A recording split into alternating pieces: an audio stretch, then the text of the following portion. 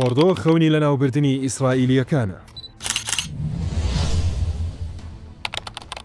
فۆردۆ چییە؟ لەڤارەوە جۆ بگرن و سەرنجتان لای ئێمە بێت.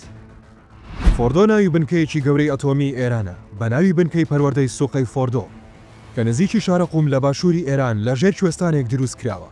نزیکەی 80 بۆ 90 مەتر ژێرخاکە و بە مادەی بەهێز و تێکەڵکردنی لەگەڵ کۆنکرێتی ئەستور سەری ڕووپۆش کراوە و پارێزبەندیەکی پۆڵاینیان بۆ دروست کردووە. لەسەر زەویش بە دژە فڕینی ئێس-300 ڕووسی پاسەوانی دەکرێت. بنکەی پەروەردەی سوقەی فۆردۆ بە فەرمی لە ساڵی 2009 ڕوون بوویەوە بۆ جیهان کە ماوەیەکی زۆرە بەنهێنی کاری تێدا دەکرێت. وڵاتی ئێران ئامانجی لە بنکەی فۆردۆ چییە؟ ئەو بنکەیە تایبەت بوو بۆ سەرچاوەی کارەبایی ئەتۆمی. بەڵام ئێرانیەکان بۆ فێڵکردن لە وڵاتانی چاودێر و سەرچاوە نێودەوڵەتیەکانی ئەتۆم لە میدیاکانیاندا ئاماژەیان بە ئەتۆمی ئاشتی دەکرد بۆ سەرچاوەکانی وزە. بەڵام بەنهێنی لە هەوڵی زیاتر بەدەستهێنانی یۆرانیۆمدا بوون بۆ گەشتن بە ڕێژەی لە سەدا 90 لە پیکاندنی یۆرانیۆمەکە کە دەتوانرێت بۆ دروستکردنی چەکی ئەتۆمی بەکار بهێنرێت. ئایا ئیسرائیلیەکان دەتوانن موشەکەکانیان بگەێنە ناوەندی جەرگەی فۆردۆ؟ ئیسرائیلیەکان تاوەکو ئێستا دەستیان بەو ناوچە گرنگە نەگەیشتووە.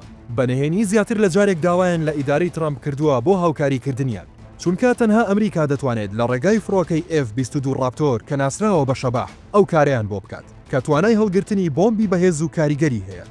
بەڵام تاوەکو ئێستا وەڵامی ئەمریکیەکان نەخێر بووە. بۆچی ئەمریکیەکان ئامادەنین ئەو چەکا بدەن بە ئیسرائیل؟ بەپێی ناوەندی زانیاریە جیهانیەکان ئێران لە ڕێگەی چەند کەناڵێکی دیبلۆماسیەوە کە پەیوەندیدارن بە ئیمارات و سعودیە داوایان لە ئیداری ترامپ کردووە بۆ وەستانی ئیسرائیل و دەستپێکردنەوەی دانوستانەکان. بەڵام تاوەکو ئێستا ئەمریکا وەڵامی نەداوەتەوە و دەیەوێت دڵنیا بێت کە ئێرانیەکان بە هەموو مەرجەکانی ئەمریکا ڕازین سەبارەت بە بەرنامە ئەتۆمیەکەی. ئێستا هەموو چاوەکان لەسەر ئەوەن ئاخۆ ئەمریکا هاوکاری ئیسرائیلیەکان دەکەن و بۆمبی بەهێز و فڕۆکەی شەبەحیان پێی دەدەن یاخود ئێرانیەکان دێنە سەر مێزی گفتوگۆ و ملکەتی داواکاریەکانی ئەمریکا دەبن.